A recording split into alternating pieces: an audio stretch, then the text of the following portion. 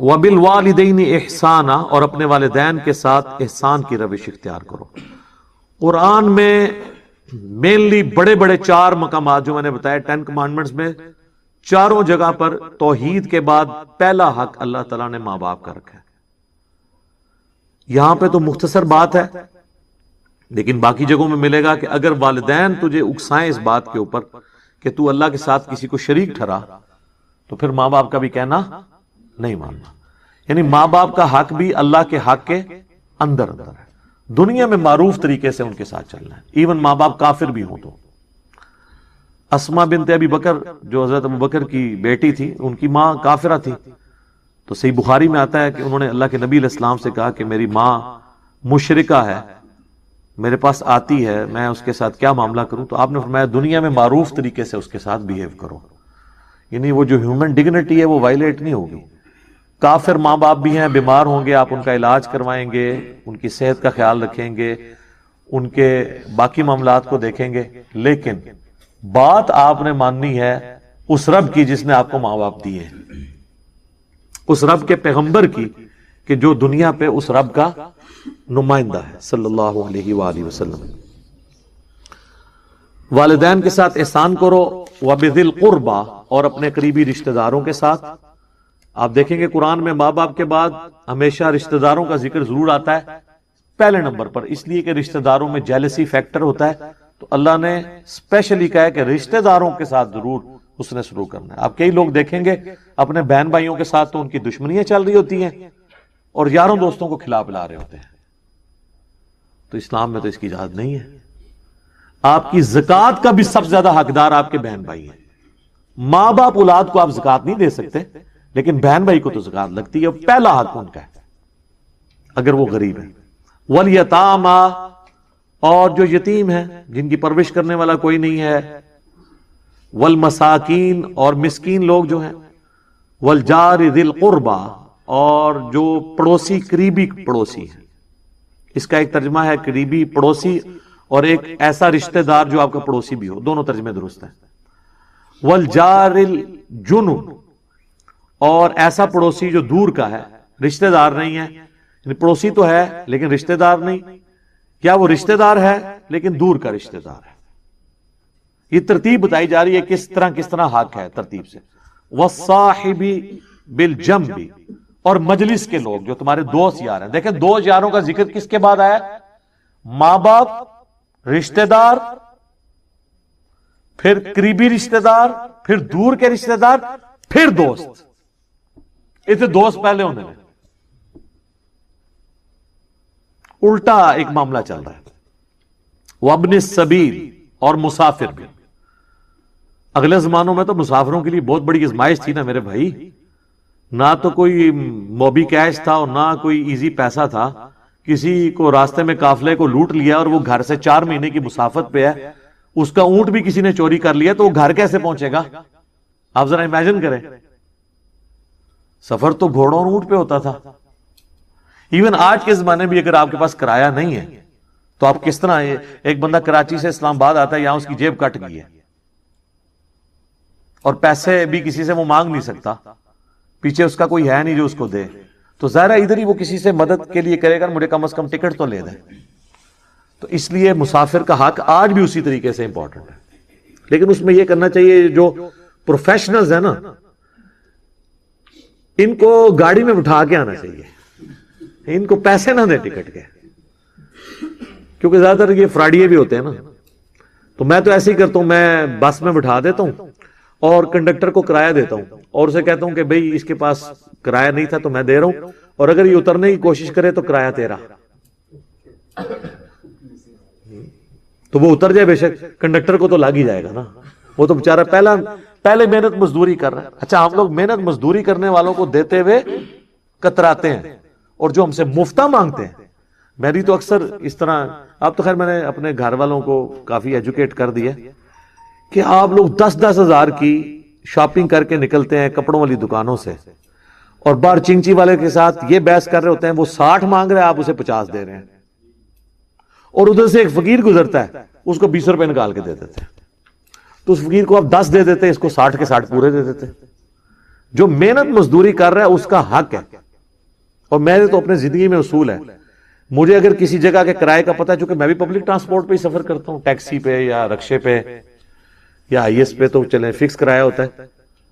اگر اس نے پہلی دفعہ میں وہ کرایہ بتا دیا نا کہ یہ اتنا ہے, اور مجھے پتا ہے کہ اتنا ہی کرایہ ہے, میں کم بھی نہیں کرواتا. تو کئی بار لوگ ایک دم پریشان ہوتے ہیں. ایک دو بار تو جب میں نے کہا ٹھیک ہے چلیں, وہ کہتے ہیں نہیں جی لے جاؤ. وہ ڈر جاتے ہیں کہ یار یہ کون سا بندہ ہے جس کو 120 بتایا تو اس نے 100 بھی نہیں کہا, تو یہ کیڑے چکر ہیں چاہے. یا اس کو یہ شک پڑ جاتا ہے کہ میں نے واقعی کم مانگ لیا, مجھے زیادہ مانگنا چاہیے تھا. ایسا بھی ہو جاتا ہے. اور جو بٹھا لیتے ہیں پھر میں ان کو راستے میں بتاتا ہوں کہ میرے بھائی دیکھو میں نے تمہارا کرایہ کم نہیں کروایا. کیوں نہیں کروایا؟ تم نے جائز مانگا تھا, تو آمدہ بھی جائز مانگنا. ہم بھی تمہاری طرح کے ملازم پیشہ لوگ ہیں, ہم کوئی یعنی چندوں پہ تو نہیں پل رہے ہیں, یا ہم لوگوں کی جیبیں نہیں ہتھیاتے ہیں کہ ہمارے پاس اتنا مال ہو کہ ہم جو ہے وہ اپنی علیحدہ سے ٹیکسی کے اوپر سفر کر رہے ہوں. تو ہماری بھی کوشش ہوتی ہے کہ یار بس جتنا نومینل طریقے سے گزارا ہو سکے, تو اس کو ریئلائز بھی کرا دیتے ہیں. وما ملکت ایمانکم, اور جو تمہارے قبضے میں ہیں تمہاری لونڈیاں اور غلام, جو میں نے پہلے بھی عرض کیا کہ یہ سسٹم آبسلیٹ ہو چکا ہے, لیکن ان کے حقوق اپنی جگہ تھے. جو اور اس کو آج ماڈرن فارم میں آپ اس فارم میں سمجھ سکتے ہیں کہ ہر وہ چیز جو آپ کے انڈر آتی ہے, آپ کے گھر میں کام کرنے والے جو لوگ ہیں, اگرچہ وہ لونڈی اور کنیز کے نہیں, وہ آزاد لوگ ہیں, لیکن بہرحال وہ آپ کے انڈر تو آتے ہیں, تو آپ ان کی بھی ضرورتوں کا خیال رکھیں. اور اس حوالے سے میں کہوں گا کہ دنیا میں خوش نصیب ترین ملک جو ہے نا وہ پاکستان ہے. پاکستان میں غریب لوگ تو چل ہی چیریٹی کے اوپر رہے. یہاں پر یعنی لوگ اپنے گھر میں کام کرنے والوں کے ساتھ بہت زیادہ حسن سلوک کرتے ہیں. اگر گھر والوں میں سے کوئی باہر سے آتا ہے تو وہ اپنے گھر میں کام کرنے والی جو عورتیں ہیں ان کے لیے بھی کوئی نہ کوئی گفٹ لے کے آتا ہے, ان کو بھی کچھ نہ کچھ کپڑے لے کے دے دیتے ہیں. کل کو ان کے بچیوں کی شادیاں ہوتی ہیں تو پھر وہ جن گھروں میں کام کرتی ہیں وہ پھر ان کو ہیلپ آؤٹ کرتے ہیں. اور یہ آلموسٹ ہر جگہ ہو رہا ہے. اور یہ ہمارے اس معاشرے کی خوبصورتی ہے, اس کلچر کی خوبصورتی ہے, اور اسلام کی دین ہے یہ کہ ظاہر ہے کہ خرچ تو وہی کرتا ہے جسے امید ہو آخرت میں ملنے کی, لیکن اس میں یہ چیز ہونی چاہیے کہ آپ اپنے ملازم کو زکوٰۃ اس نیت سے نہیں دے سکتے کہ اب یہ میرے ساتھ ضرورت سے بڑھ کے اس نے سلوک کرے چونکہ میں نے اسے زکوٰۃ دی ہے. زکوٰۃ اللہ کا حق تھا آپ پر, وہ اگر آپ اپنے ملازم کو دیتے ہیں نا تو اس کے اگینسٹ آپ اگر اس سے یہ تمنا کریں گے نا کہ اس کے اگینسٹ وہ میرے ساتھ زیادہ لائلٹی شو کرے, آپ کی ذات فارغ ہوگی, وہ نئے سرے سے دینی پڑ جائے گی. ملازمین کو زکوٰۃ دینے والا معاملہ بڑا خطرناک ہو جاتا ہے. ایک لمحے کے لیے بھی آپ کو یہ خیال آ گیا, چلے دل میں وسوسہ آنا اس پہ گرفت نہیں ہے, لیکن آپ نے اسے ایگزیکیوٹ کر دیا, اسے ڈانٹ دیا کہ تو میں فریج لے کے دیتا سی, تو فریج تو آپ نے لے کے دیا تھا زکوٰۃ کے پیسوں کا, تو اس پہ احسان کیسا؟ وہ تو آپ پہ احسان ہے اس کا کہ اس نے لے لیے تاکہ آپ نے اللہ کا ایک فرض پورا کر لیا. تو ملازمین کو زکوٰۃ دیتے وقت یہ خطرہ لاحق رہتا ہے کہ ہر وقت کہ کہیں آپ کی بدنیتی آگے بیچ میں تو وہ فرض ہی فارغ ہو جائے گا, نئے سرے سے دینی پڑ جائے گی. یہ پھر اپنا خود بخود محاسبہ کرنا ہوگا. بعض لوگ یہ کرتے ہیں پھر اس کے اگینسٹ ان سے ڈبل مزدوریاں کروا رہے ہوتے ہیں, اور ظاہر ہے وہ تو بیچارہ پسا ہوا طبقہ ہے تو انہوں نے تو کرنا ہی کرنا ہے. تو لہٰذا حسن سلوک والا معاملہ ان کے ساتھ ضرور کریں. اکثر لوگ پوچھتے ہیں, ہاں جو غیر مسلم آپ کے گھروں میں کام کر رہے ہیں ان کو آپ اپنی زکوٰۃ نہیں دیں, لیکن صدقہ اور خیرات تو ان کو دے سکتے ہیں, عام صدقہ اور خیرات, اور آپ کو ثواب بھی ہوگا اس کے اوپر. زکوٰۃ اسپیسیفکلی مسلمانوں کا حق ہے کہ پہلے ان کو دی جائے. البتہ اگر مسلمان امیر ہو جاتے ہیں یا ان کی بیسک نیڈز پوری ہو جاتی ہیں پھر آپ غیر مسلم کو بھی زکوٰۃ دے سکتے ہیں. ان کو کہا جاتا ہے مؤلفۃ القلوب, تالیف قلب کے لیے ایسے لوگوں کو زکوٰۃ دینا تاکہ وہ اسلام کی طرف مائل ہوں, تو ان کو بھی زکوٰۃ پھر دی جا سکتی ہے. لیکن یہ اس صورت میں جب مسلمانوں سے آپ فارغ ہو بیٹھے, یہ نہیں ہے کہ مسلمان ذلیل ہو رہے ہیں اور آپ غیر مسلموں کو زکوٰۃ دے رہے ہیں. پہلا حق ان کا ہے کہ ان کو زکوٰۃ دی. باقی جو عام جتنے بھی نفلی عبادات ہیں, چاہے قربانی کا گوشت ہو, صدقہ اور خیرات ہو, عقیقے کا کھانا ہو, عام جو نظر نیاز اللہ کی راہ میں آپ دیتے ہیں 11ویں نہیں اللہ کے لیے, جو وہ سب کی سب آپ غیر مسلم کو بھی دے سکتے ہیں, اس کو بھی کھلانے کا ثواب ہے. قرآن میں دیکھیں جگہ جگہ آتا ہے نا کہ مساکین کو کھانا کھلاؤ، کبھی نہیں ساتھ آئے گا کہ مسلمان مسکین ہو یا غیر مسلم، کیٹاگوریکلی، وہ بھی اللہ کی مخلوق ہے، ٹھیک ہے۔ اور اوائل اسلام میں تو جن لوگوں نے اسلام قبول کیا ہے وہ اسلام کی انہی اخلاقی رویوں کی وجہ سے کیا ہے نا، کہ عرب کے معاشرے کے اندر جہاں پہ غلاموں کی کوئی عزت نہیں تھی، وہاں پہ ایک شخص یہ آواز بلند کرتا ہے کہ جو خود کھاتے ہو وہی ان کو کھلانا ہوگا، جو خود پہنتے ہو وہی ان کو پہنانا ہوگا۔ اس لیے تو نبی علیہ السلام پہ پہلے غلام ایمان لے آئے تھے کہ ہمارے حقوق کی آواز کسی نے بلند کی ہے۔ وہ چیز جو مسلمانوں کا ترہ امتیاز تھی اور لوگوں کے اسلام قبول کرنے کا سبب تھی، وہ ہم نے دنیا کو بتانی تھی کہ ہم بیسک ہیومن رائٹس کے اندر بلیو کرنے والے ہیں، نہ کہ یہ کہ ہم اپنے مسلمانوں سے پیسے لے کے بھی ان کو ملاوٹ شدہ چیزیں دے رہے ہیں، ان کے ساتھ دھوکہ اور فراڈ کر رہے ہیں۔ بالکل الٹ ہو چکا ہے نا کام۔ آپ دیکھ لیں، آپ کی والدہ ہاسپٹل میں ایڈمٹ ہوں خدا نخواستہ، اور آپ کو ڈاکٹر ایک ٹیکہ لکھ کے دے کہ جی اس ٹیکے سے آپ کی والدہ کی جان بچ سکتی ہے، اور آپ میڈیکل سٹور پہ جائیں اور وہ کہ جی یہ 2 ٹیکے میرے پاس اویلیبل ہیں، یہ حافظہ اللہ تعالیٰ اور دامت برکاتہم عالیہ نے جو نیا نیا میڈیکل سٹور انہوں نے میڈیکل دوائیاں بنائی ہیں ان کا ٹیکہ ہے، اور یہ جرمنی کے ایک کافر ڈاکٹر کا ٹیکہ ہے، تو جب مولوی ہے نا وہ بھی ادا لوے گا ٹیکہ، مولوی بھی مولوی کا ٹیکہ نہیں لے گا، انہوں پتا ہے کہ اے رحمت اللہ علیہ ساڈے بھی رحمت اللہ علیہ کرائے گا۔ یہی ہے، ہمیں تو کوئی اعتماد نہیں۔ میں اپنی پرسنلی آپ کو بتاؤں، میں نے جب بھی کوئی کرسچن مزدور یا مستری کام پہ لگائے ہیں نا تو مجھے تو بڑی بے فکری ہوئی ہے، نہ تو انہوں نے کوئی خرد برد کی ہے، میرا تو بڑا اس حوالے سے تجربہ ہے۔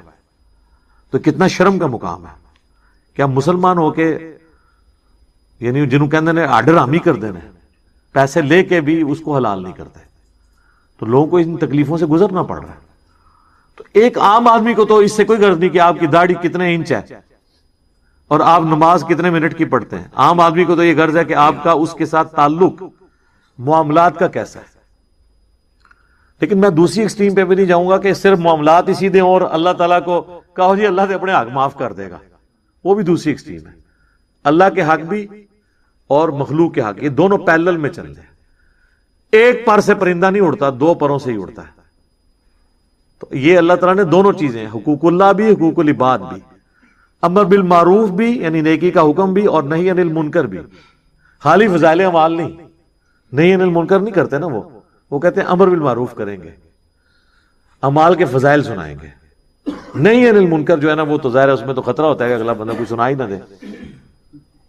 علم بھی عمل بھی، یہ بھی دیکھ لیں جوڑا ہے، خالی علم بھی کوئی چیز نہیں، خالی عمل بھی کوئی چیز نہیں جب تک علم کی بنیاد پہ نہ ہو۔ بھائیو، اس بات پر اجماع ہے کہ ہر صاحب نصاب عاقل اور بالغ مسلمان پر اس کا جو بچت والا مال ہے جس پر سال گزر جائے، قمری سال، لیونر ایئر، تو سال میں 1 دفعہ زکوٰۃ دینا اس پر فرض ہے۔ اس پہ پوری امت کا اجماع ہے، اہل سنت کا، اہل تشیع کا، جتنے اہل سنت کے آف شوٹس ہیں، حنفی، مالکی، شافعی، حنبلی، اور اسی طریقے سے اہل تشیع کے اندر چاہے وہ زیدیہ فرقہ ہو، اثنا عشری ہو، سب کا اس پر اجماع ہے کہ یہ زکوٰۃ دینی ہے ہر اس مسلمان نے جو صاحب نصاب ہو جائے سال میں 1 دفعہ، جب وہ اس تھریش ہولڈ پوائنٹ کو کراس کر جائے جسے ہم نصاب کہتے ہیں۔ اس حوالے سے اگر کوئی شخص یہ زکوٰۃ دے دے گا تو پھر کنز یعنی مال کا جوڑنا اس کے لیے جائز ہو جائے، خزانہ جمع کرنا جائز ہو جائے گا اگر وہ ریگولرلی زکوٰۃ دے گا۔ ادروائز آپ نے پچھلی دفعہ سورۃ التوبہ کی آیت نمبر 33 اور 34 اور 35 کے کانٹیکسٹ میں سن لیا کہ یہ مال جو ہے سونا اور چاندی، یہ گرم کر کے ان لوگوں کے ماتھوں پر داغے جائیں گے اور ان کے پہلوؤں پر، ان کے پیٹھوں کے اوپر جو لوگ زکوٰۃ نہیں ادا کرتے۔ پچھلی دفعہ میں نے ڈیٹیل سے 73 منٹس اسی بھی تو گفتگو کی تھی۔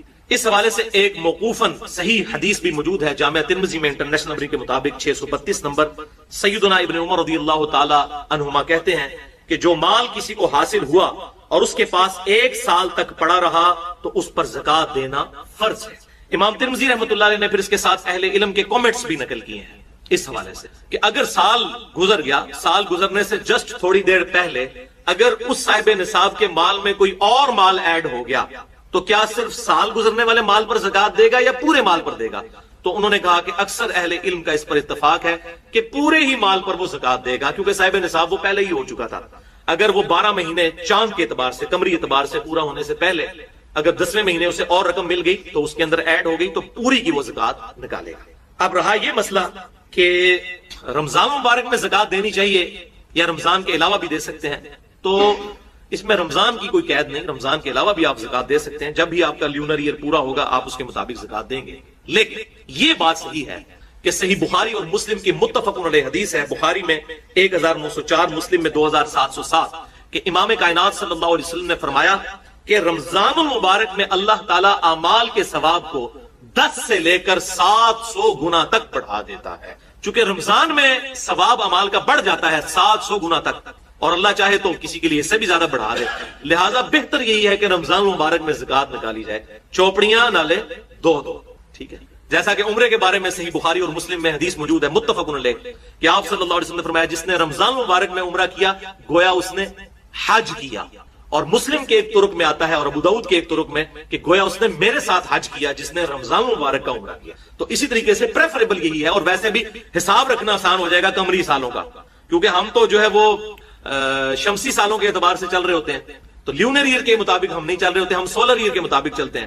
تو اگر یہ لیونر ایئر کا حساب رکھنا ہے تو رمضان میں ثواب بھی زیادہ اور حساب رکھنا بھی آسان ہو جائے گا انشاءاللہ تعالی. اچھا بھائیو، اس بات پر بھی اجماع ہے کہ کوئی شخص اپنی زکات پیشگی بھی نکال سکتا ہے، یعنی اگلے سال کی پہلے ہی نکال لے، اپنے پاس حساب کتاب نوٹ کر لے.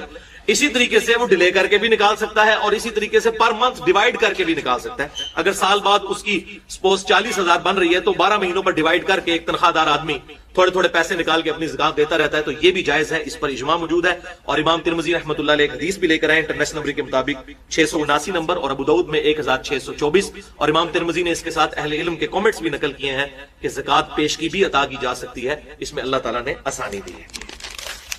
علمی پوائنٹ نمبر 2، اجماع کی روشنی میں اور صحیح الاسناد احادیث کی روشنی میں کن کن چیزوں پر زکات واجب ہے، ان کا نصاب کیا ہے اور کتنی زکات نکالنی ہے. یہ تینوں چیزیں یہ انشاءاللہ اب ہم اس علمی پوائنٹ نمبر 2 میں سننے کی سعادت حاصل کریں گے. اس میں احادیث کے حوالے دے دیتا ہوں جلدی سے. صحیح بخاری میں انٹرنیشنل نمبر کے مطابق 1454 نمبر حدیث، یہ ڈیٹیلڈ حدیث ہے تقریباً 2 صفحوں پر، اور تقریباً زکات کے 80% مسائل اس صحیح بخاری کی حدیث سے ثابت ہوتے ہیں. یہ بیسیکلی سیدنا ابو بکر الصدیق رضی اللہ تعالیٰ عنہ کا خط ہے جو انہوں نے حضرت انس بن مالک کو لکھا تھا جب انہیں بحرین کا گورنر بنا کر بھیجا. تو یہ خط لکھا انہوں نے اور کہا کہ اللہ کے محبوب صلی اللہ علیہ وسلم کو اللہ تعالیٰ نے زکات کا یہ نصاب بتایا ہے اور یہ زکات مسلمانوں سے لینی ہے، غریبوں سے لے کر امیروں سے لے کر غریبوں میں تقسیم کرنی ہے. وہ بڑا ڈیٹیل خط ہے 1454. صحیح بخاری کے اندر 80% مسائل زکات کے اس حدیث سے ثابت ہوتے ہیں.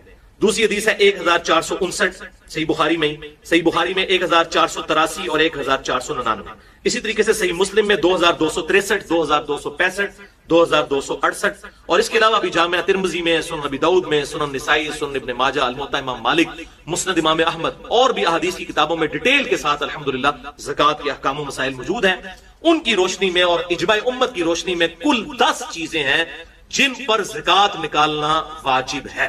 10 چیز. اب میں یہ 10 کی 10 چیزیں بیان کروں گا تیزی سے اور ان چیزوں کے نام بتاؤں گا. نمبر 1، نمبر 2 ان کا نصاب، وہ تھریش ہولڈ پوائنٹ کیا ہے جو کراس ہو تو اس کے بعد زکات شروع ہوتی، اور نمبر 3 یہ بھی بتاؤں گا کہ کتنی کتنی زکات نکالنی ہے ان چیزوں پر. نمبر 1 سونا، گولڈ.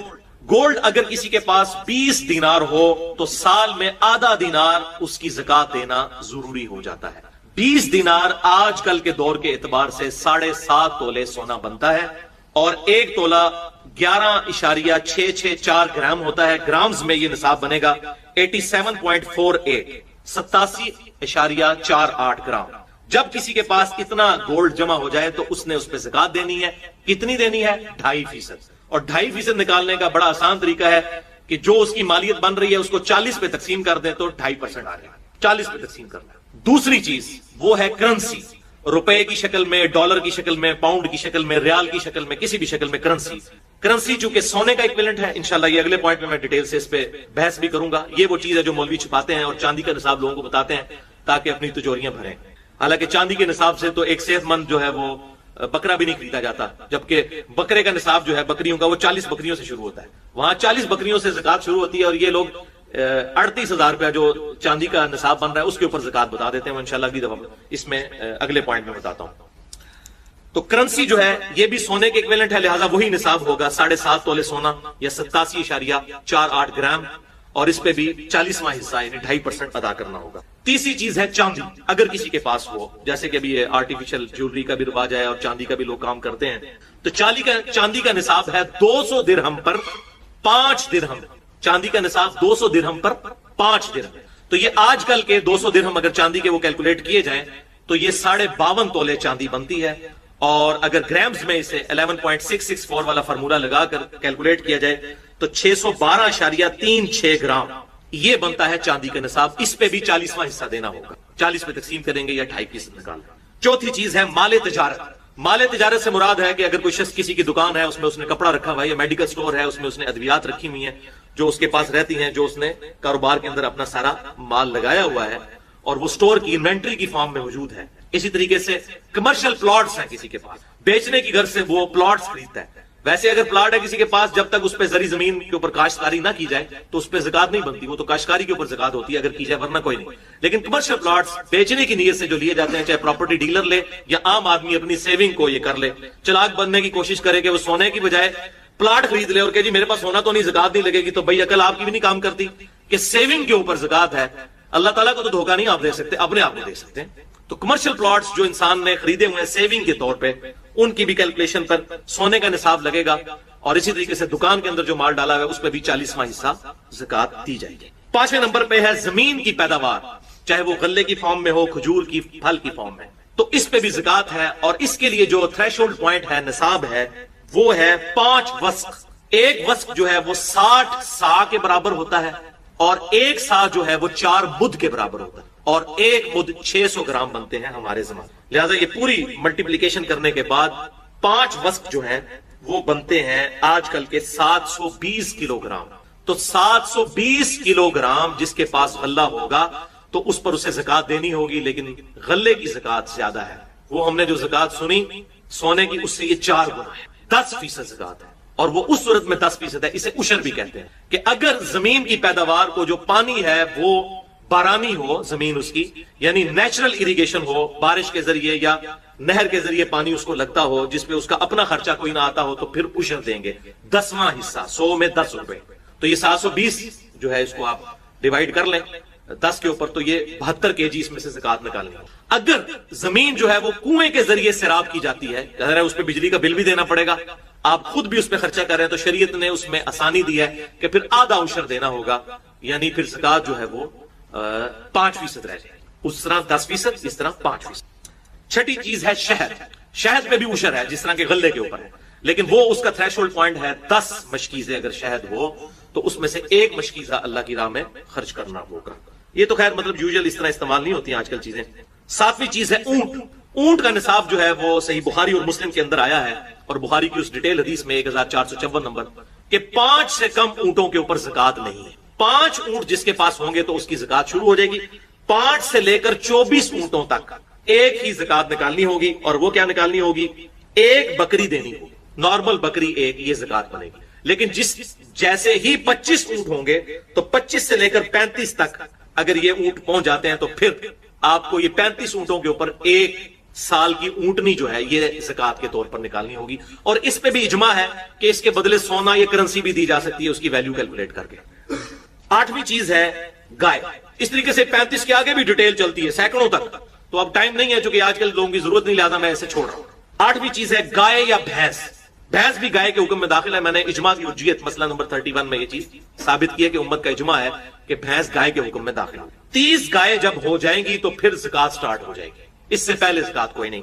اور جس کے پاس 30 گائے ہوں تو 1 سال کا اس نے بچڑا گائے کا وہ زکات میں دینا ہوگا، اور جس کے پاس 40 ہو تو وہ پھر 2 سال کا بچڑا، اور اس طریقے سے پھر آگے ایکویشن چلتی ہے۔ 9ویں چیز ہے بکریاں اور بھیڑیں، ان پہ بھی زکات ہے۔ جس کے پاس 40 بکریاں ہوں گی تو تب اس کی زکات شروع ہوگی، 40 سے کم پر شروع نہیں ہوگی۔ 40 سے لے کر 120 تک صحیح بخاری 1454 نمبر کی روشنی میں حدیث نمبر 1 بکری زکات دینی ہوگی، 40 بکریوں سے لے کر 120 بکریوں تک جس کے پاس ہے، اور 121 سے لے کر 200 تک ہو تو پھر 2 بکریاں دینی ہوں گی، اور اسی طریقے سے آگے ایکویشن چلتی ہے۔ 10ویں چیز ہے دفینہ، رکاز یا معدنیات، یہ زمین میں سے نکلا ہوا مال۔ اس زمانے میں بھی صحیح بخاری میں آتا ہے کہ سونا کسی کی زمین سے نکلا ہے یا معدنیات نکل آئے, نمک نکل آئے, یا آج کل کے دور میں اگر کسی کی خوش قسمتی ہو تو تیل نکل آئے, تو اس پہ بھی زکات ہوگی. دفینے کے اوپر زکات سب سے زیادہ زکات ہے, اور وہ ہے 20%. 100 پہ 20 روپے, 5واں حصہ دفینے کے اوپر.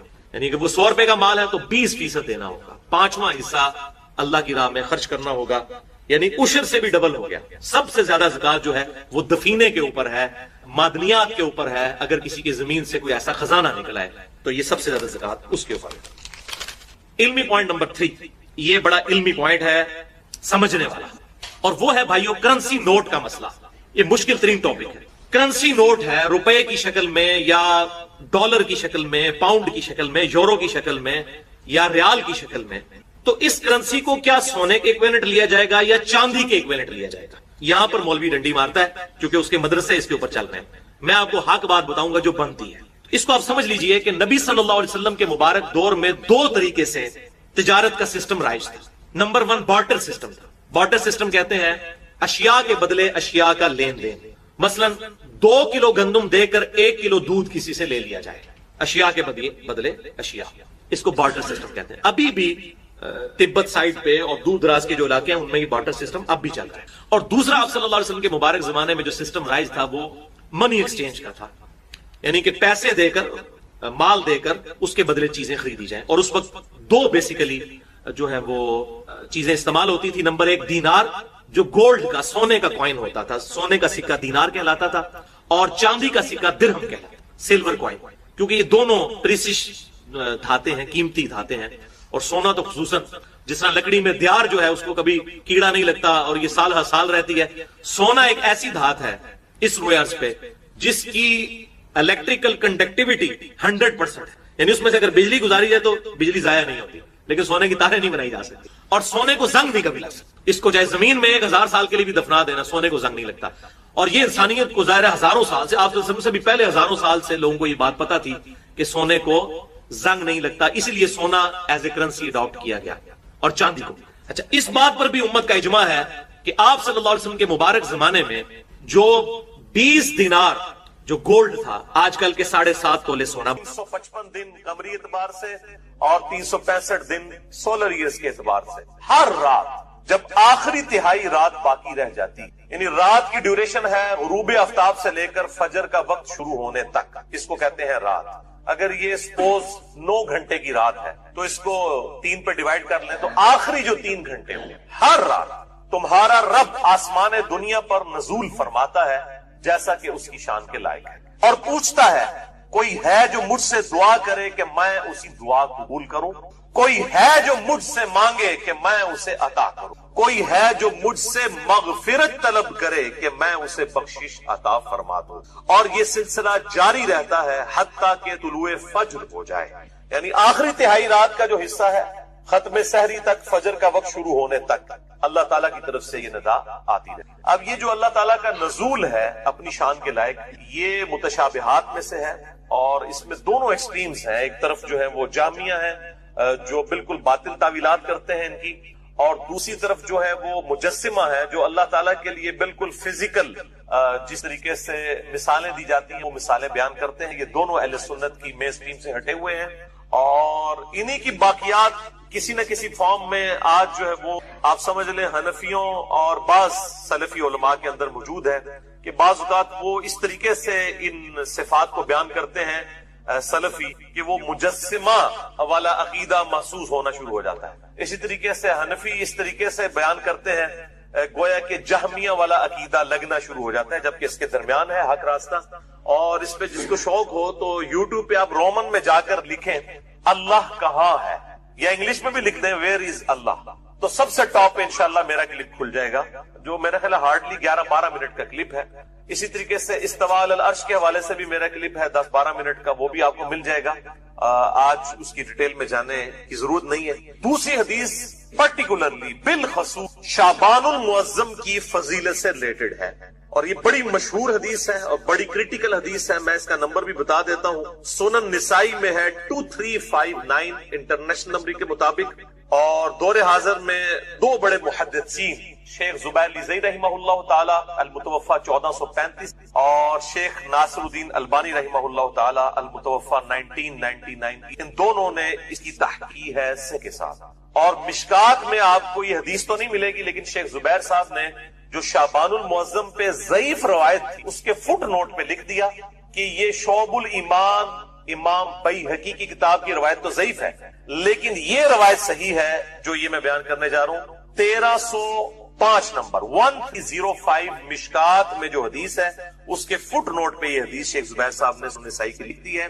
اسامہ ابن زید رضی اللہ تعالیٰ عنہ کہتے ہیں کہ میں نے نبی صلی اللہ علیہ وسلم سے پوچھا، اے اللہ کے محبوب صلی اللہ علیہ وآلہ وسلم، کیا وجہ ہے کہ میں آپ کو رمضان المبارک کے بعد کسی اور مہینے میں اتنے روزے رکھتا ہوا نہیں دیکھتا جتنے روزے آپ شعبان المعظم کے مہینے ہیں؟ تو آپ صلی اللہ علیہ وسلم نے فرمایا کہ یہ جو مہینہ ہے جو رجب اور رمضان کے درمیان ہے یعنی شعبان، یہ ایسا مہینہ ہے کہ اکثر لوگ اس کی فضیلت سے غافل ہیں. یہ بڑی امپورٹنٹ بات ہے، اکثر لوگ اس فضیلت سے نا واقف ہیں اور غافل ہیں. غافل کے الفاظ ہیں، جبکہ یہ ایسا مہینہ ہے کہ جس میں اعمال اللہ کے حضور پیش کیے جاتے ہیں، اور میں اس لیے کثرت سے روزے رکھتا ہوں. اور بخاری مسلم کی حدیث میں آتا ہے کہ بعض اوقات آپ نے شعبان کا پورا مہینہ ہی روزے رکھے ہیں. میں اس لیے کثرت سے روزے رکھتا ہوں کہ میری یہ خواہش ہے کہ جب اللہ تعالیٰ کے حضور شعبان کے مہینے میں میرا نامہ اعمال پیش ہو تو میں روزے کی حالت میں میرا نامہ اعمال پیش ہو. اچھا، نامہ اعمال جو ہے بخاری مسلم کی ایک حدیث میں آتا ہے کہ روزانہ بھی پیش ہوتے ہیں، عصر اور فجر کے وقت فرشتے جو ہیں وہ بدلتے ہیں. اسی طریقے سے اسی کانٹیکسٹ میں ایک حدیث ہے صحیح مسلم میں اور جامع ترمذی میں موجود ہے اور مشکات میں ہے 2056 کہ آپ صلی اللہ علیہ وآلہ وسلم ہر پیر اور جمعرات کا روزہ رکھتے تھے. پوچھا گیا کیوں رکھتے ہیں تو فرمایا ہر پیر اور ہر جمعرات کو نامہ اعمال اللہ کے حضور پیش ہوتے ہیں. میری خواہش ہے کہ میں روزے کی حالت میں میرا نامہ اعمال اٹھایا جائے. یعنی ہفتہ وار بھی پیشی ہوتی ہے پیر اور جمعرات کو، روزانہ جو ہے عصر اور فجر کے وقت، اور ہفتے میں پھر وہ کمبائنڈ فارم میں جس طرح ہمارا بھی ہوتا ہے کہ ایک سال کا بجٹ آتا ہے پھر مہینوں پہ ڈیوائیڈ ہوا ہوتا ہے، پھر منی بجٹس ہوتے ہیں. تو اللہ تعالیٰ کا بھی جو سال کا پورا سیشن ہے وہ شب قدر ہے جو رمضان کے آخری عشرے کی طاق رات ہو، اور جو ہفتہ وار ہے وہ اس اعتبار سے پیر اور جمعرات اور روزانہ فجر اور عصر کے وقت، اور سال میں ایک مہینہ اللہ تعالیٰ نے مخصوص کیا ہے. ایک تو ایک رات ہے نا، ایک مہینہ بھی مخصوص ہے، وہ شعبان المعظم کا مہینہ ہے. کس سے؟ اچھا، اسی کانٹیکسٹ میں ایک اور حدیث بھی ہے جو صحیح مسلم میں ہے اور مشکات میں اس کا نمبر ہے 2045 کہ آپ صلی اللہ علیہ وسلم سے جب پیر کے روزے کے بارے میں پوچھا گیا تو آپ نے فرمایا فیہ ولدت وفیہ انزل علیہ، کہ میں پیر کا روزہ اس لیے رکھتا ہوں کہ اس دن میں پیدا ہوا اور اسی دن مجھ پر پہلی دفعہ وہی نازل ہوئی. یعنی اللہ تعالیٰ نے آپ کو بعوث فرمایا ہے. نبی پیدائشی طور پہ نبی ہوتا ہے لیکن مبعوث اس وقت ہوتا ہے جب اللہ تعالیٰ کی طرف حکم اس کی طرف آتا ہے. تیسری حدیث بھی بخاری اور مسلم دونوں میں موجود ہے، مشکات میں ہے 2036. اما عائشہ رضی اللہ تعالیٰ عنہ کہتی ہیں کہ میں نے رمضان المبارک کے علاوہ آپ صلی اللہ علیہ وآلہ وسلم کو کسی بھی اور مہینے میں اتنے روزے رکھتے ہوئے نہیں دیکھا جتنا کہ شعبان کے مہینے میں روزے کثرت کے ساتھ رکھتے. چوتھی حدیث صحیح مسلم سے مشکات میں ہے 2036. اس میں اما عائشہ کے الفاظ ہیں کہ آپ صلی اللہ علیہ وسلم شعبان کا پورا مہینہ ہی روزہ رکھا کرتے. اب یہ دونوں طرف تطبیق آپٹیمل سولوشن یہ ہوگا کہ اکثر آپ کا عمل یہ تھا کہ آپ صلی اللہ علیہ وسلم پورا مہینہ ہی روزہ رکھا کرتے تھے شعبان کا، بسا اوقات بیچ میں سے چھوڑ بھی دیتے تھے. اور یہ دونوں یعنی آپ صلی اللہ علیہ وسلم سے اعمال ثابت. پانچویں حدیث بھی صحیح مسلم سے، آپ دیکھ لیں یہ ساری کی ساری حدیث بخاری اور مسلم سے ہیں سوائے ایک سنن نسائی والی. اور مشکات میں ہے 2046 صحیح مسلم کے ریفرنس سے کہ اما عائشہ رضی اللہ تعالیٰ عنہ کہتی ہیں کہ آپ صلی اللہ علیہ وسلم ہر مہینے 3 روزے رکھا کرتے تھے اور اس چیز کی بھی پرواہ نہیں کرتے تھے کہ وہ کن ایام میں ہو. یعنی آپ صلی اللہ علیہ وسلم 3 روزے تو کم از کم رکھا کرتے. مہینے کے ہر ہفتے میں بھی 2 روزے ہوتے تھے، وہ 8 روزے الگ ہیں پیر اور جمعرات. اس کے علاوہ مہینے میں 3 روزے، لیکن اس کی پرواہ نہیں کرتے تھے کہ کن دنوں میں ہوں. لیکن ایک عمومی عمل ہے وہ ایام 20 کا ہے. یہ 20 الپس بیضا ہم اردو میں بھی استعمال کرتے ہیں، یعنی جن دنوں میں چاند گول ہو جاتا ہے وہ ایام 20 عربی میں بید کہلائے گا، دعاد آتا ہے اینڈ میں، اور اردو میں 20 با یا اور دعاد۔ جن دنوں میں چاند گول ہوتا ہے انہیں کہتے ہیں ایام 20، 13، 14 اور 15 چاند کی راتیں، ان میں آپ صلی اللہ علیہ وسلم کا عمومی عمل تھا۔ ویسے اگر یہ نہ بھی رکھیں تو باقی دنوں میں ضرور 3 روزے مہینے کے پورا کیا کرتے تھے۔ اور اس حوالے سے وہ چھٹی حدیث صحیح بخاری اور صحیح مسلم دونوں میں موجود، مشکات میں ہے 2054 کہ آپ صلی اللہ علیہ وسلم نے فرمایا کہ ہر ماہ میں 3 روزے رکھ لینے والا گویا اس طرح ہے کہ وہ ہمیشہ ہی روزہ رکھتا ہے۔ یعنی ہمیشہ اگر کوئی شخص روزہ رکھے تو اگر مہینے میں 3 روزے رکھ لے تو اللہ تعالیٰ اس کو گویا اس طرح کا ثواب عطا فرمائے گا کہ وہ ہمیشہ روزہ رکھنے والے کے مترادف۔ اور اسی حدیث میں الفاظ موجود ہیں کہ آپ صلی اللہ علیہ وسلم نے روزانہ روزہ رکھنے سے منع فرمایا، اور فرمایا اگر کسی نے بہت روزے رکھنے ہیں تو داؤدی روزے رکھے، یعنی ایک دن روزہ رکھے اور ایک دن چھوڑ دے۔ یہ ایز اے لاسٹ ریزارٹ، یعنی مہینے میں آپ یہ ایک روزہ چھوڑ کے ایک روزہ یہ رکھ سکتے، اس کی اجازت مرحمت فرما دی۔ اچھا، یہ جو سیم فضیلت ہے، جو مہینے میں 3 روزے رکھے اسے پورے سال کے روزوں کا ثواب ملے گا۔ اب مہینے میں 3 رکھیں تو سال کے کتنے بنے؟ 12 یا 36۔ ایک آسان عمل بھی ہے، وہ صحیح مسلم میں ہے اور مشکات میں 2047 کہ آپ صلی اللہ علیہ وآلہ وسلم نے فرمایا جو شخص رمضان کے بعد 6 روزے رکھ لے شوال کے، اب اس میں کوئی شرط نہیں ہے کہ وہ فوراً بعد شروع کرنے ہیں، بعض نے کہا جی ایک فوراً رکھ لو باقی پاویں پورے مہینے رکھ لو، کوئی تفریق نہیں ہے۔ پورے مہینے میں جس وقت چاہیں یہ 6 کی گنتی پوری کر سکتے ہیں، چاہے فوراً بات کر لیں چاہے بعد میں شروع کریں، جس وقت مرضی یہ 6 روزے رکھ لے۔ صحیح مسلم مشکات میں 2047 تو گویا اس طرح ہے کہ وہ پورا سال ہمیشہ ہی روزہ رکھنے والے کے مترادف۔ تو یہ اللہ تعالیٰ کی طرف سے آسانی ہے کہ آپ 36 روزے رکھ کے بھی اور 6 روزے رکھ کے بھی، جیسے صحیح مسلم میں حدیث ہے کہ سیدہ جویریہ رضی اللہ تعالی عنہا آپ صلی اللہ علیہ وسلم فجر کے بعد کہیں گئے تو دیکھا مصلے پہ بیٹھی ہوئی ہے، کافی دیر بعد آپ واپس آئے، سورج کافی بلند تھا، وہ اس وقت تک مصلے پہ بیٹھی عبادت کر رہی تھی، تو آپ نے فرمایا کہ تم صبح سے بیٹھی ابھی تک عبادت کر رہی ہو؟ انہوں نے کہا ہاں جی۔ تو آپ صلی اللہ علیہ وسلم فرمایا کہ میں نے 4 کلمات 3 دفعہ کہے ہیں اور مجھے اس سے زیادہ ثواب مل گئے، سبحان اللہ وبحمدہ عدد خلقہ ورضا نفسہ وزنۃ عرشہ ومداد کلماتہ۔ یہ 4 کلمات سبحان اللہ وبحمدہ کے ساتھ 3 دفعہ کہہ لیے اور کہا تم سے زیادہ ثواب مجھے مل گئے۔ وہی اللہ کی رحمت ہے۔ اسی طریقے سے شوال کے 6 روزے سے بھی پورے سال کے روزوں کا ثواب مل جائے گا، مہینے کے 3 روزے رکھنے سے بھی پورے سال کے روزے۔ تو آپ چوپڑیاں نالے 2 کرو، جس کو زیادہ شوق ہے وہ 3 روزے بھی رکھے، شوال کے 6 روزے بھی رکھے۔ باقی میرا اپنا پرسنل جو ہے ایکسپیرینس اور تجربہ یہ کہتا ہے کہ اگر رمضان کے فوراً ساتھ ہی 6 رکھ لیے جائیں تو وہ آسان ہوتے ہیں رکھنے، کیونکہ ایک روٹین بنی ہوئی۔ جب آپ روٹین توڑتے ہیں پھر ذرا مشکل ہو جاتا ہے۔ جائز تو ہے اور اس میں کوئی قدغن بھی نہیں ہے، لیکن اس وقت فوراً ساتھ رکھ لینا آسانی ہو۔ 7ویں حدیث بھی بخاری اور مسلم دونوں میں ہے، مشکات میں 126 سیدنا ابو ہریرہ کہتے ہیں رضی اللہ تعالیٰ عنہ کہ نبی صلی اللہ علیہ وسلم نے مجھے 3 کاموں کی نصیحت۔ نمبر 1 مہینے میں 3 روزے رکھنا، وہی ایام 20 والے۔ نمبر 2 روزانہ اشراق یا چاشت یا دوحہ یا اوابین، یہ چاروں ایک ہی نماز کے نام ہے۔ میرا مسئلہ نمبر آپ 30 دیکھ لیں، میں نے اس میں چاشت کی کم از کم 2 رکھتے پڑھ لینا، اور تیسرا سونے سے پہلے وتر پڑھ۔ ویسے تو افضل ہے آخری پیر میں، لیکن جو شخص مطلب اہتمام نہ کر سکتا ہو تو سونے سے پہلے ضرور پڑھ لے۔ آپ صلی اللہ علیہ وسلم سے ہر طرح ثابت ہے، سونے سے پہلے بھی اور رات کو اٹھ۔ اور نماز وتر پہ میں نے ڈیٹیل 2 گھنٹے کا لیکچر دے دیا ہے، مسئلہ نمبر 130، مسئلہ نمبر 130 نماز وتر سے متعلق صحیح فقہی احکام و مسائل۔ 8ویں حدیث سنن نسائی سے ہے، مشکات میں اس کا نمبر ہے 2071۔ ابن عباس رضی اللہ تعالیٰ عنہ کہتے ہیں کہ آپ صلی اللہ علیہ وآلہ وسلم چاہے سفر ہو چاہے مقیم حالت میں حضر میں ہو، آپ صلی اللہ علیہ وسلم ایام 20 کے روزے کبھی نہیں چھوڑتے تھے، سفر میں بھی رکھتے تھے، 13، 14 اور 15۔ 9ویں حدیث سیدنا ابو ذر غفاری رضی اللہ تعالیٰ عنہ کے حوالے سے ہے، جامعہ ترمذی میں اور سنن نسائی کے اندر، مشکات میں اس کا نمبر ہے 2057۔ ابو ذر غفاری رضی اللہ تعالیٰ عنہ کہتے ہیں کہ آپ صلی اللہ علیہ وآلہ وسلم نے فرمایا کہ اے ابو ذر، جب تم مہینے میں 3 روزے رکھو تو 13، 14 اور 15 کو رکھا کرو چاند کی، یعنی ایام 20 جن میں چاند گول ہوتا ہے۔ 13, 14, 15. لیکن مسلم کی حدیث ہم پہلے سن چکے ہیں. یہ ضروری نہیں ہے, یہ بہتر ہے 13, 14, 15. ادروائز آپ پورے مہینے میں کسی بھی وقت 3 روزے رکھ سکتے. یہ افضلیت والا معاملہ.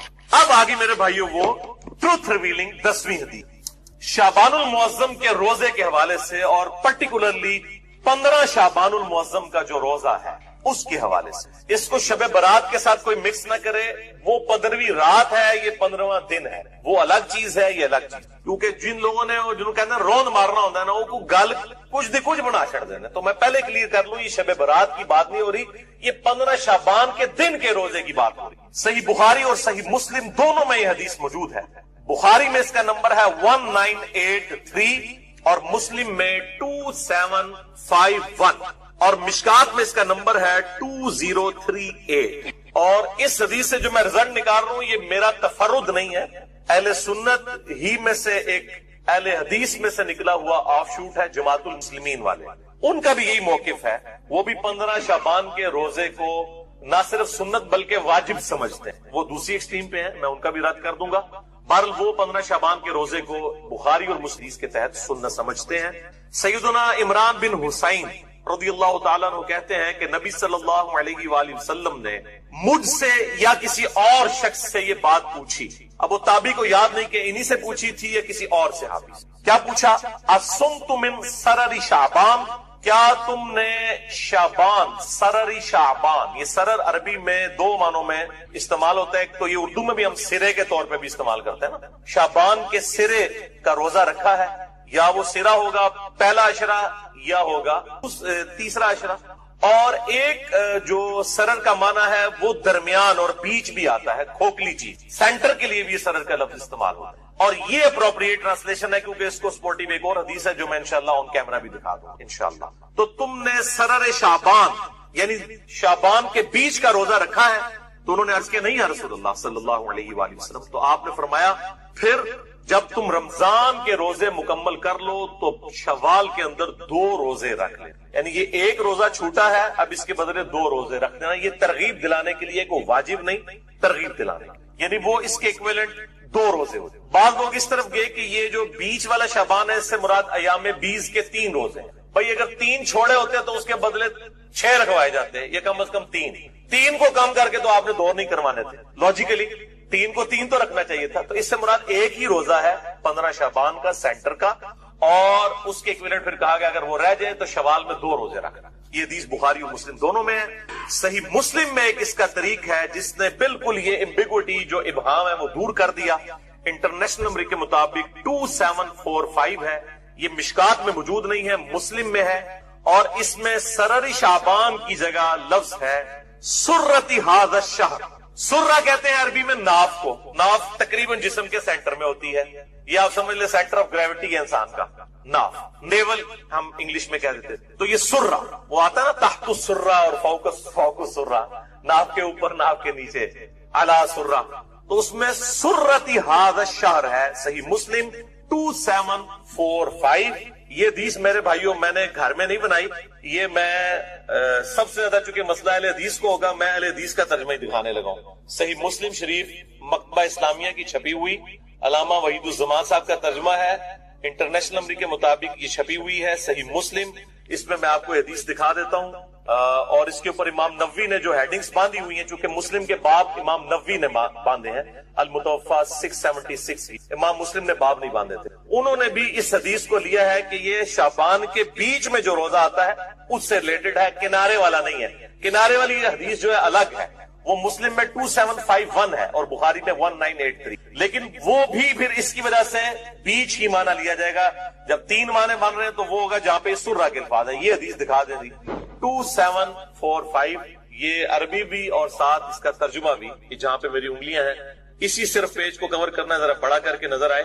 اور یہ سیم وہی حدیث ہے عمران بن حسین والی رضی اللہ تعالیٰ عنہ. یہ الگ سے کوئی حدیث نہیں, اور اس میں بھی وہی الفاظ ہیں کہ آپ نے پوچھا کیا تم نے اس مہینے کے سرہ میں روزہ رکھا ہے. روزے بھی کہہ سکتے ہیں, روزہ بھی, دونوں طرف جاتا ہے, لیکن روزہ والا معاملہ درست ہے کیونکہ اس کے بدلے پھر کہا گیا ہے کہ 2 روزے رکھنے ہیں اگلے طریق کے اندر جو 2751 ہے. تو انہوں نے کہا نہیں, تو آپ صلی اللہ علیہ وآلہ وسلم نے فرمایا کہ پھر شوال میں 2 روزے رکھنا. اس میں تو یہ والے الفاظ نہیں ہیں, سرر والے، لیکن اس میں سرہ والے ہیں، لیکن اس میں یہ موجود ہے جب تم افطار کرو تو 2 روزے رکھنا، یعنی جب رمضان کی افطاریاں گزر جائیں شوال میں 2 روزے. تو یہ سرہ کے الفاظ ہیں، ناف کے سینٹر کے، اور یہ بالکل صحیح معنی بنتا ہے. اور اب سرر کا معنی شعبان کا آخری کنارہ تو ویسے نہیں لیا جا سکتا، کیونکہ شعبان کے اینڈ پہ آپ صلی اللہ علیہ وآلہ وسلم نے مخصوص کر کے روزہ رکھنے سے منع فرمایا، کیونکہ پھر رمضان کا پروٹوکول ڈسٹرب ہو جائے گا. جیسا کہ صحیح مسلم میں آتا ہے کہ فرض نماز جہاں پہ پڑھی ہے وہاں پہ آپ سنتیں نہ پڑھیں بلکہ بکھر کے پڑھیں تاکہ وہ پروٹوکول ڈسٹرب نہ ہو. اسی طریقے سے رمضان کے پروٹوکول کو ڈسٹربنس سے بچانے کے لیے کہا گیا شعبان کے آخری عشرے میں جو 2-3 دن ہیں ان کے اندر آپ نے روزہ نہیں رکھنا. اور ایک اور حدیث ہے جو اس کو سپورٹیو ہے، جامعہ ترمذی اور سنن ابن ماجہ میں اور مشکات میں 1974 کہ آپ صلی اللہ علیہ وآلہ وسلم نے فرمایا جب شعبان کا نصف ہو جائے تو پھر اس کے بعد روزے مت رکھ. اس سے بھی یہ بات پتہ چل گئی کہ وہ سرر شعبان سے مراد صرف نصف ہی لیا جا سکتا ہے، آخری عشرہ نہیں لیا جا سکتا. البتہ ایک ایکسیپشن ہے جو صحیح بخاری اور صحیح مسلم میں ہے، مشکات میں 1973، وہ پچھلی تھی مشکات میں 1974، یہ 1973 کہ آپ صلی اللہ علیہ وآلہ وسلم نے فرمایا تم میں جو رمضان پائے وہ رمضان سے پہلے 1 یا 2 دن جو ہیں ان میں شعبان کا روزہ نہ رکھے، ہاں مگر یہ کہ جو شروع سے رکھتا چلا آ رہا ہو، یعنی جو پورا شعبان روزے رکھ رہا ہے اس کو اجازت ہے کہ وہ شعبان کے آخری دنوں میں بھی روزے رکھ سکتا ہے، لیکن کوئی مخصوص کر کے آخری 2 دنوں کے روزے نہیں رکھے گا. اس حوالے سے یہ بات بالکل کلیئر ہو. تو اب اس میں فائنل کنکلوژن یہ ہوا کہ ایام 20 کے کانٹیکسٹ میں 3 روزے شعبان کے اندر تو سنت ہے، 13، 14 اور 15، اور اس میں بھی جو پرٹیکولرلی 15 شعبان کا روزہ ہے جو سرہ ہے، سینٹر ہے اس کا، جو صحیح مسلم میں ہم نے حدیث پڑھ لی 2745، اس کے تحت وہ روزہ رکھا جائے گا. اور جماعت المسلمین والوں کی وجہ سے مجھے یہ چیز پہلی دفعہ ایکسپلور ہوئی، پھر میں نے خود بھی تحقیق کی، اور پھر جو حدیثیں ان کے علم میں بھی نہیں تھی وہ بھی میں نے ڈھونڈ لی. یہ سرہ کے الفاظ والی حدیث ان کے علم میں نہیں تھی، وہ سرر والی صرف لے کے آتے تھے. ہم نے اس میں ویلیو ایڈیشن کی ہے، سرہ والی حدیث بھی ڈھونڈ دی ہے الحمدللہ. تو لیکن وہ کہتے ہیں یہ واجب ہے، واجب نہیں ہے. واجب تو 10 محرم کا روزہ نہیں ہے جو فرض تھا.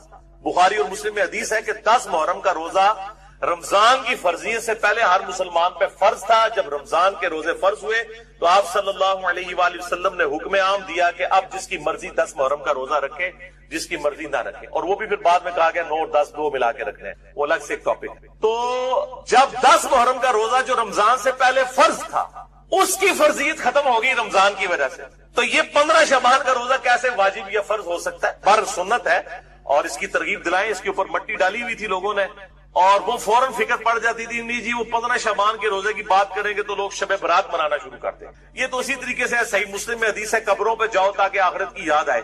تو کوئی کہنے جی یہ مسلم کی یہ حدیث نہ بیان کریں، لوگ قبروں پہ جائیں گے تو قبروں سے مانگنا شروع کر دیں گے. یہ وہی چیز ہے کہ ناک پہ مکھی بیٹھے تو ناک ہی کاٹ دو، بھائی مکھی کو اڑائیں آپ. تو یہ جو علماء کے فرقہ وارانہ تعصب پر مبنی رویے ہیں، اب آج تو زیر عتاب اہل حدیث علماء میں، اس کے علاوہ بھی جو بریلوی دیوبندی ان کے اندر اس سے زیادہ خرابیاں پائی جاتی ہیں، اہل تشیع کے اندر اس سے زیادہ خرابیاں پائی جاتی ہیں. میں سب کو مطلب پرٹیکولر کر رہا ہوں. ظاہر ہے کہ بعض اوقات کسی ایک کا دن ہوتا ہے، آج چونکہ ان کا دن آیا ہوا ہے، اور اس کے بعد اب بریلیوں والا معاملہ شروع ہو جائے گا.